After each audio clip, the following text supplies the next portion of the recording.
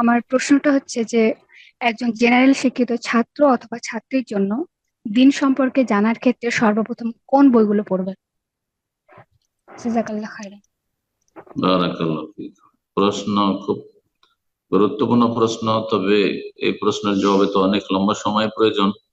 সংক্ষেপে বলছি, নিজের অবস্থা বুঝে ব্যবস্থা নিতে হবে। দেখতে হবে যে আমি কোন স্তরের স্টুডেন্ট। আমি ইসলামের স্টুডেন্ট, এখন ইসলাম সম্পর্কে লেখাপড়া করব, চর্চা করব। যদি প্রাথমিক স্তরে থাকে, সে আরকানে ইমানই জানে না, আরকানে ইসলাম জানে না, মারাতিবুদ্দিন দিনের স্তরগুলি জানে না, ইমানের শাখা প্রশাখা জানে না, তারপরে ফারায়েজ ওয়াজিবাত, দৈনন্দিন জীবনে ফরজ ওয়াজিব কি জিনিস সেগুলি জানে না, তাহলে সেগুলি জানা ফরজ।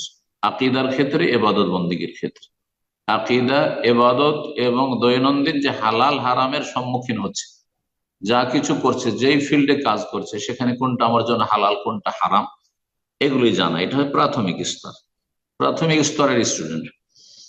যদি দ্বিতীয় স্তরে পৌঁছে যায়, মারহালা সানিয়া, যে মোটামুটি ইসলাম সম্পর্কে প্রাথমিক জ্ঞান আছে কিন্তু অতিরিক্ত জ্ঞান অর্জন করতে চাই, তাহলে দেখতে হবে যে আকীদার ক্ষেত্রে গুরুত্বপূর্ণ আহ, আহ, মধ্যম সাইজের যে কিতাবগুলি রয়েছে, যেমন আল উসুলুস সালাসা, তিনটি মূলনীতি।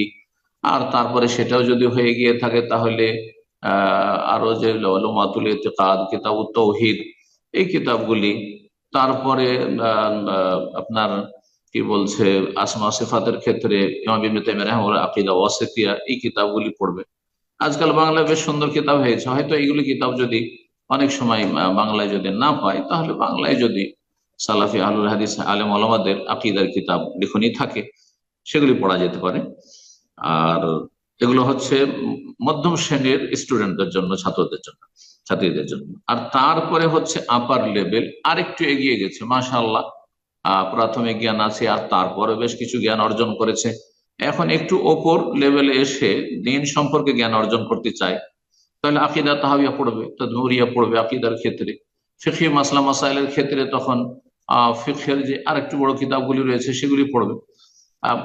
ফিকহের ক্ষেত্রে সংক্ষেপ করে দিলাম, যদি মধ্যম শ্রেণীর স্টুডেন্ট হয়, তাহলে ফিকহের যে কিতাবগুলি, যেমন সংক্ষিপ্ত ইসলামী ফিকহ, অথবা তার পরে আপনার ফিকহুস সুন্নাহ, এই ধরনের কিতাবগুলি পড়বে। আর এক কথায় ফিকহের উপরে যে কিতাবগুলি পাবে সেগুলি পড়বে।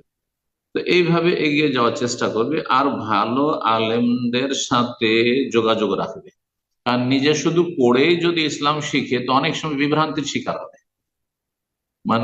মানকানা শেখহু কিতাবা, যদি কারো ওস্তাদ শুধু কিতাব হয়, বই পুস্তক পড়ে আমি ডাক্তার হয়ে যাব, শেখ হয়ে যাব, আমি জ্ঞানী হয়ে যাব, তো কাসরা খাতাও, ওলামারা বলেছেন, মুস্তালাহুল হাদিস, উসুল হাদিস ওলামারা, যে তার ভুল বেশি হবে, বিভ্রান্তির শিকার বেশি হবে, ওয়াকাল্লা সওয়াবহু, আর তার সঠিকটা কম হবে। তো তাহলে কিতাব পড়ার সাথে সাথে ভালো শেখদের শরণাপন্ন হইতে হবে, তাদের দার্সে সরাসরি হাজির হইতে হবে। তা যদি সম্ভব না হয়, তাহলে অনলাইনে হাজির থাকতে হবে, তাদের যে দর্শগুলো সারাগুলি এই কিতাবগুলি রয়েছে সেগুলি শুনতে হবে, পড়তে হবে, এভাবে এগিয়ে যেতে হবে। এইভাবে এইরকমই হাদিসের ক্ষেত্রে প্রাথমিক, প্রথমে বুখারী শুরু করে দিল, অথচ হাদিসের কোনো জ্ঞানই নেই, হাদিসের মাসলার জ্ঞান নেই, তো এটা ভালো হবে না। ধীরে ধীরে এগিয়ে যেতে হবে, তো এইভাবে এগিয়ে যাবে। জি, বারাকাল্লাহ ফিক।